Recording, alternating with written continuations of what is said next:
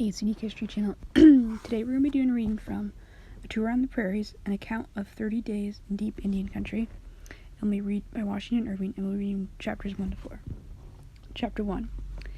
In the often vaunted regions of the far west, several hundred miles beyond the Mississippi, extends a vast tract of uninhabited country, where is neither to be seen the log house of the white man nor the wigwam of the Indian.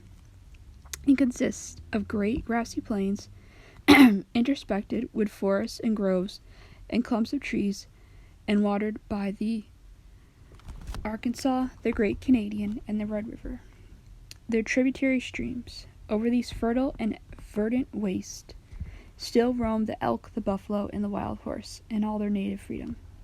These, in fact, are the hunting grounds of the various tribes of the far west. Hither repair the Osage, the Creek, the Delaware, and the other tribes that have linked themselves with civilization and live within the vicinity of the white settlements. Here resort also the Pawnees, the Comanches, and other fierce and yet independent tribes, nomads of the prairies, or the inhabitants on the skirts of the Rocky Mountains.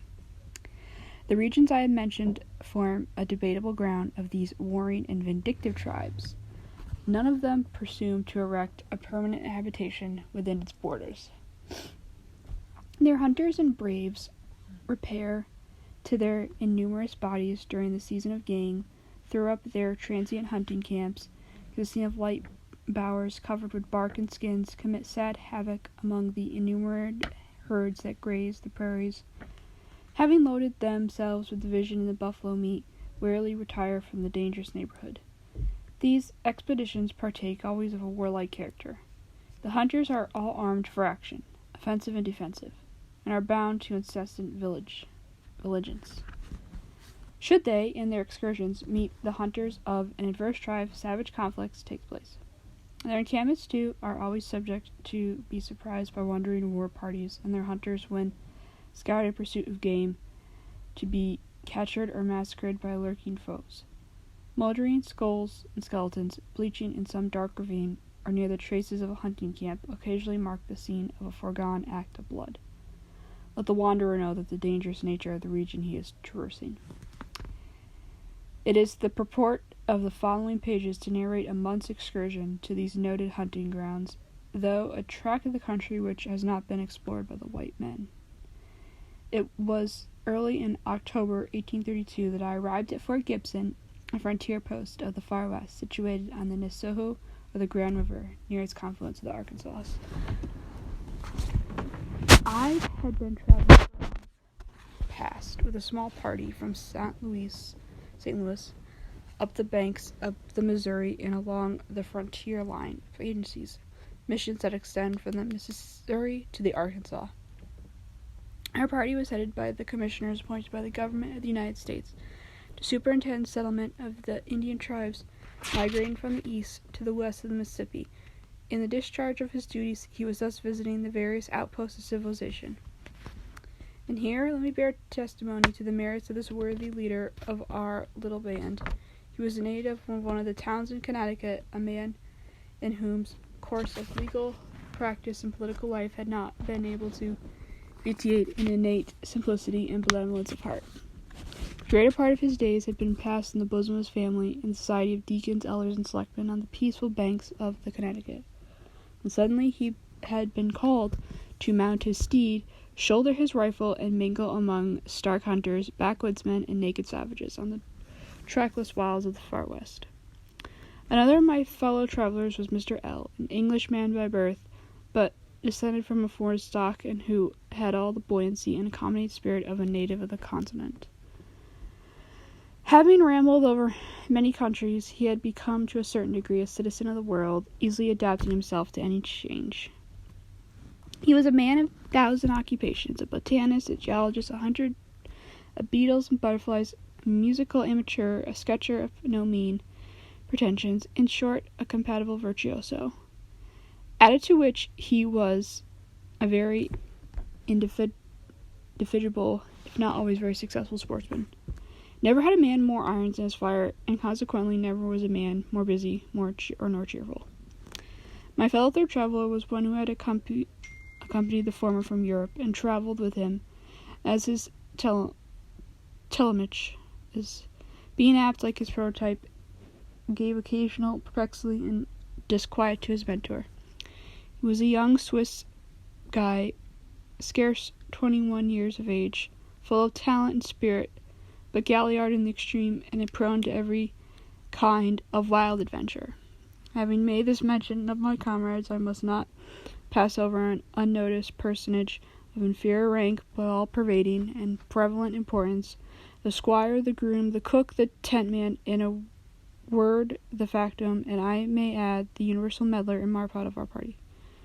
This was a swaggly, swarthy, meagre French Métis named Antoine, but famously dubbed Tonish, a kind of Gil Blas of the frontier who had passed a life scrambling, sometimes among white men, sometimes among Indians, sometimes in the employment of traders, missionaries, and Indian agents, sometimes mingling with the Osage hunters. We picked him up at the St. Louis, near which he had a small farm, an Indian wife, and a brood of half-blood children. According to his own account, however, he had had a wife in every tribe. In fact, if all this little vagabond said of himself were to be believed, he was without morals, without caste, without creed, without country, and even without language, for he spoke a jargon of the mingled French, English, and Osage. He was, withal, a notorious braggart and a liar of the first water. It was amusing to hear him vapor in Gascon about his terrible exploits, and his hairbreadth escapes in war and hunting.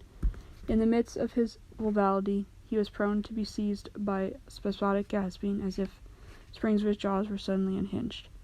But I am apt to think that it was caused by some falsehood that struck in his throat, for I am generally marked that immediately afterward there bolted a fourth lie of his first magnitude. Our route had been a pleasant one, quartering ourselves occasionally at widely separated establishments of the Indian missionaries, but in the general camping out in the fine groves that border the streams and sleeping under a cover of a tent. During the latter part of our tour, we had pressed forward in hoping and arriving at Fort Gibson to accommodate the Osage hunters on their autumnal visit to the buffalo prairies. Indeed, the imagination of the young Count had become completely excited on the subject. The grand scenery and wild habits of the prairies had set his spirits maddening. The stories that little Tonish told him of Indian braves and Indian beauties, of hunting buffaloes and catching wild horses, had set him along for a dash into savage life. He was bold and a hard rider, and longed to be scorning for the hunting lands. It was amusing to hear his youthful anticipants of all that he was to see and do and enjoy when mingling among the Indians and participating in their hardy adventures.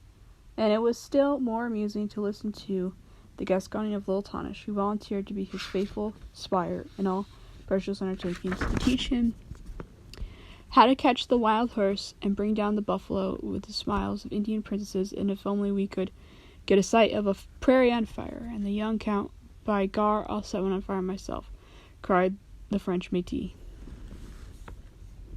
Chapter 2. The anticipants of a young man are prone to meet with disappointment. Unfortunately for the Count's scheme of wild campaigning, before we reached the end of our journey, we heard that the Osage hunters had set forth upon their expedition to the buffalo grounds. The Count, still determined, if possible, to follow their track and overtake them, and for this purpose shorted at the Osage agency a few miles distance from Fort Gibson to make inquiries and preparations. His traveling companion, Mr. L., stopped with him, while the commissioner and myself proceeded to Fort Gibson, followed by the faithful and veracious Tonish. I hinted to him his promises to follow the Count in his campaigns, but I found little Verlet that had a keen eye to self-interest. He was aware the commissioner, from his official duties, would remain for a long time in the country, and be likely to give him permanent employment, while the sojourn of the Count would be but transient. The Gasconian of the little braggart was suddenly, therefore, at the end. He spake not a word to the young Count about Indians, buffaloes, and wild horses, but putting himself tactically in train of the commissioner, jogged silently after us to the garrison. On arriving at the fort, however, a new chance presented itself to cruise on the prairies. We learned that a company of mounted rangers or riflemen had departed but 3 days previous to make a wide exploring tour from Arkansas to the Red River. including a part of the Pawnee hunting grounds where no party of white men had yet penetrated. Here, then, was an opportunity of ranging over those dangerous and interesting regions under the safeguard of a powerful escort, for the commissioner, in virtue of his office, could claim the service of his newly raised crops of riflemen, and the country they were to explore was destined for settlement of some of these migrating tribes connected with his mission. Our plan was promptly formed and put into execution. A couple of Creek Indians were sent off express by the commander of Fort Gibson to overtake the Rangers and bring them to a halt under the commissioner, and his party should be able to join them. As we should have a march of 3 or 4 days through wild country before we could overtake the company of Rangers, an escort of 14 mounted riflemen under the command of Lieutenant was assigned us. We sent a word to the young Count, Mr. L., at the Osage agency of our new plan and prospects, and invited them to accompany us. The Count, however, could not forego the delights he had promised himself in mingling with absolutely savage life. In reply, he agreed to keep with us until we should come upon the trail the Osage hunted, when it was his fixed resolve to strike off into the wilderness in pursuit of them. And his faithful mentor, though he grieved at the madness of the scheme, was too staunch a friend to desert him. A general rendezvous of our party and escort was appointed for the following morning at the agency.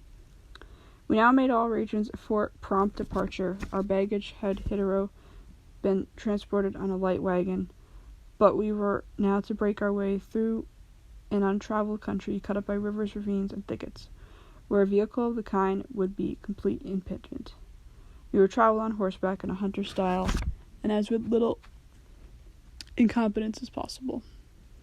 Our baggage, therefore, underwent a rigid, most abstemious reduction.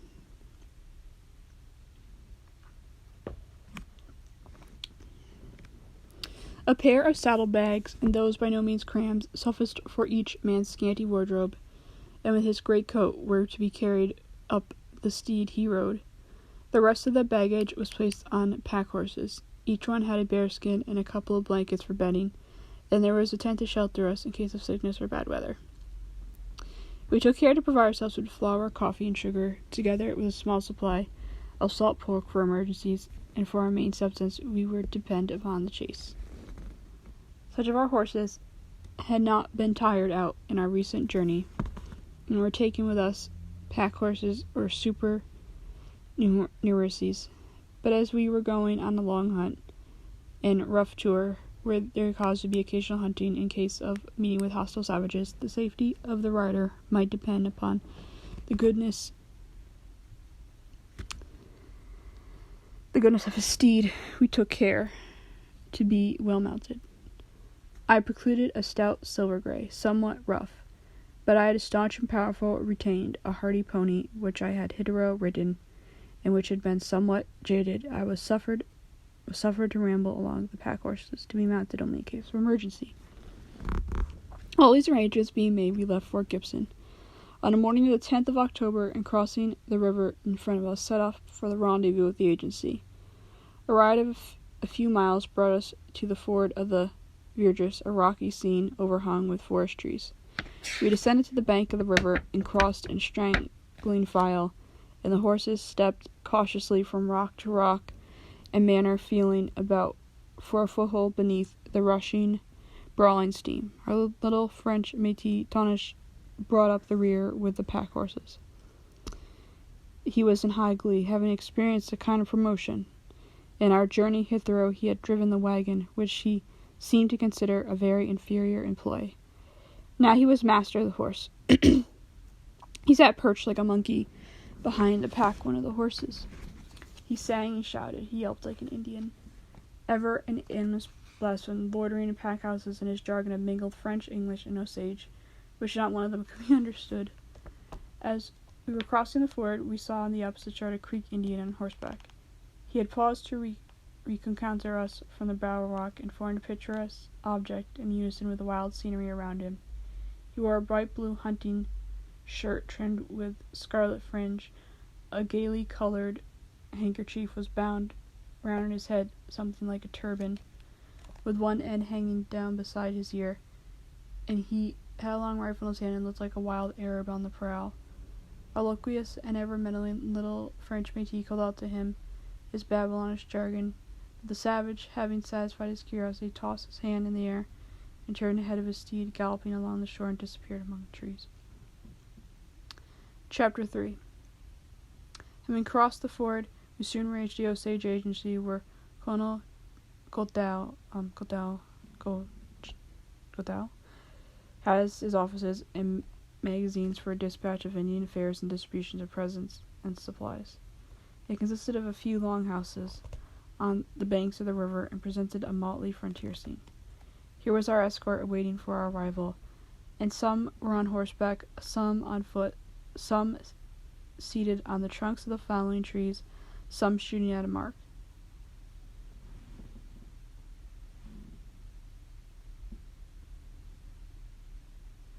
They were at a heterogeneous crew, some in frock coats made of green blankets, others in Lutheran hunting shirts, most marvelously ill-cut arguments, much of the worst of the wear evidently put on for rugged service.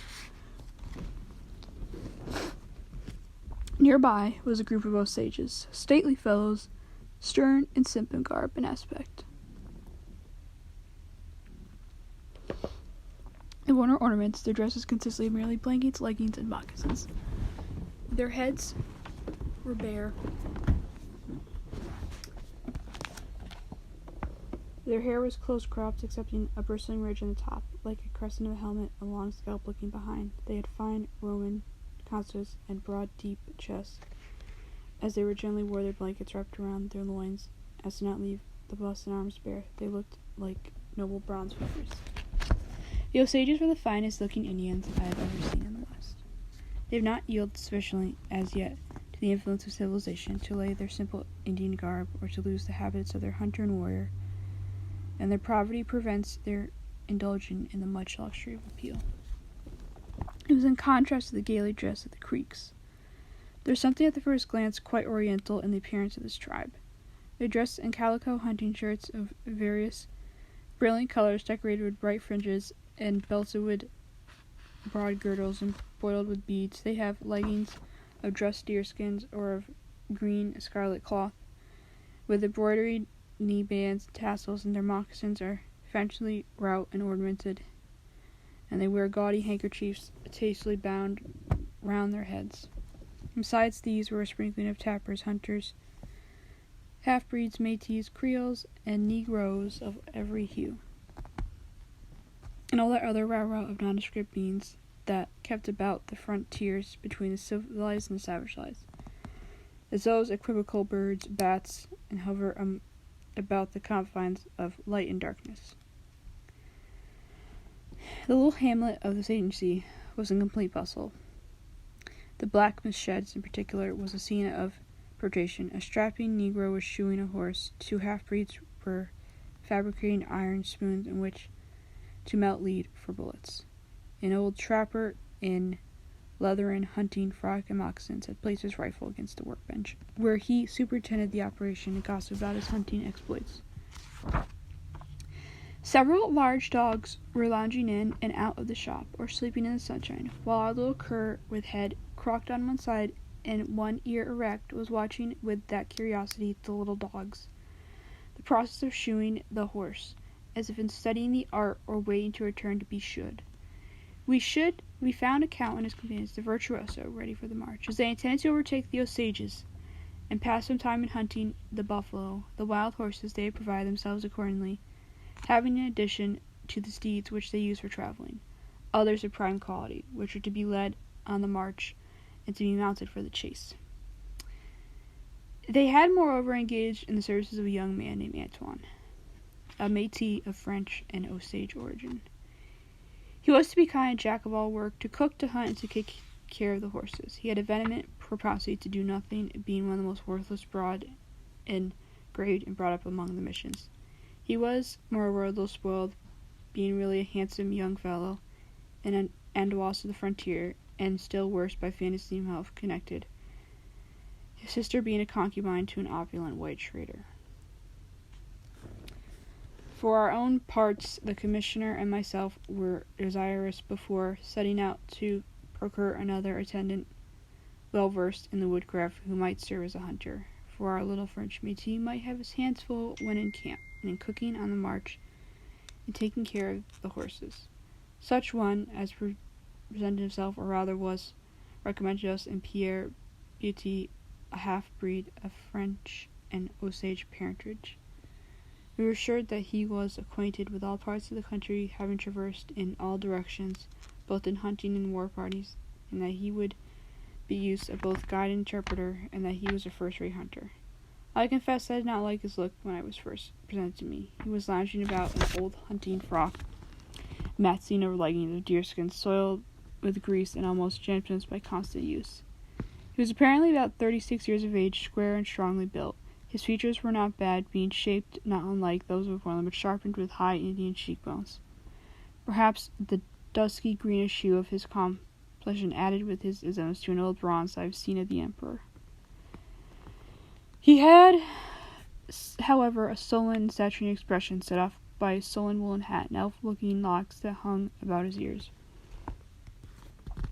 Such was the appearance of the man, and his manners were equally unprepossessing. He was cold and laconic, made no promises or professions, stated the terms which he required for the services of himself and his high horse, and which we rather thought high, but showed no disposition to abate them nor anxiety to obscure our employ. He had, although more of a red than a white man in his composition, and I had been taught to look upon all half-breeds with distrust as an uncertain and faithless race. I would gladly dispense with the services of Pierre Beauté. We had no time, however, to look out for one more to our taste, and had to make an arrangement with him on the spot, and then set out about making his preparations for the journey, promising to join us at our evenings encampment.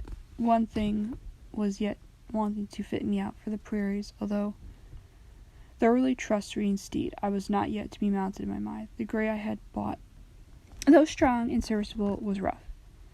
At the last moment I succeeded in getting an excellent animal, a dark bay, powerful, active, and generous spirit in the capital condition.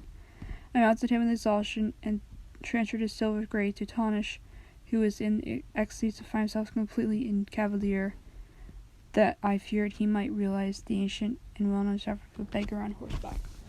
Chapter 4. The long, drawn notes of a bull's length that gave the signal for departure. The rangers filed off in a straggling line of marching through the woods. We were soon on horseback and following on, but were detained by irregularity of pack horses.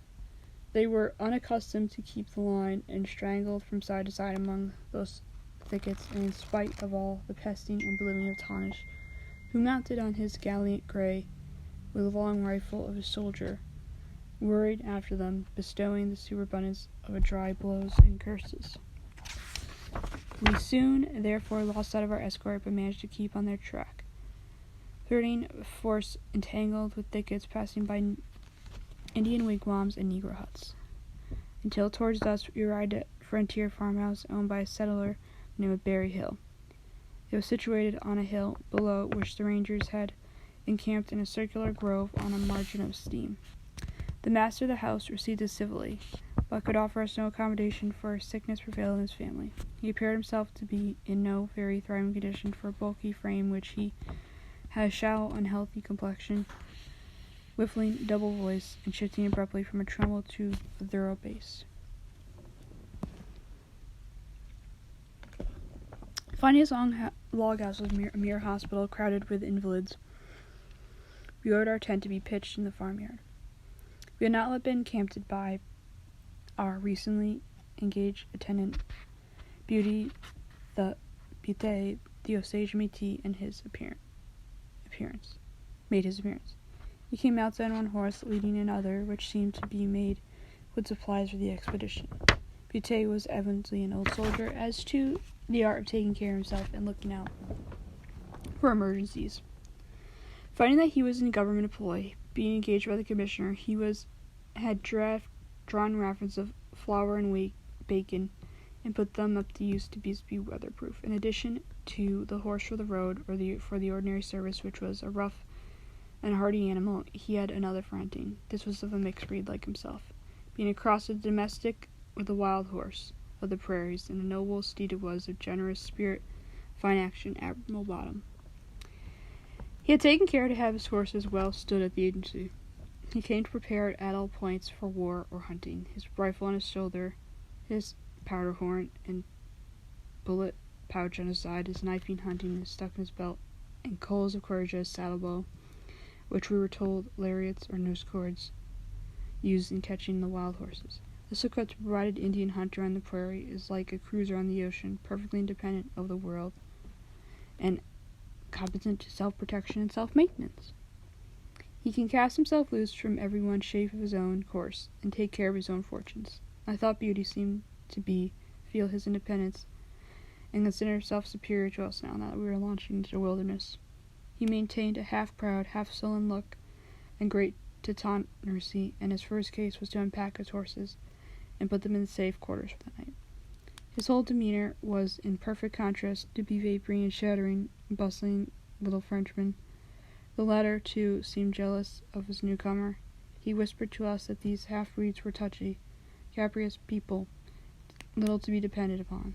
That Beauty evidently come to prepare to take care of himself, and that at any moment in the course of our tour he would be liable to take sudden disgust or affront and abandon us at a moment's warning, having the means of shifting for himself and being perfectly at home on the prairies.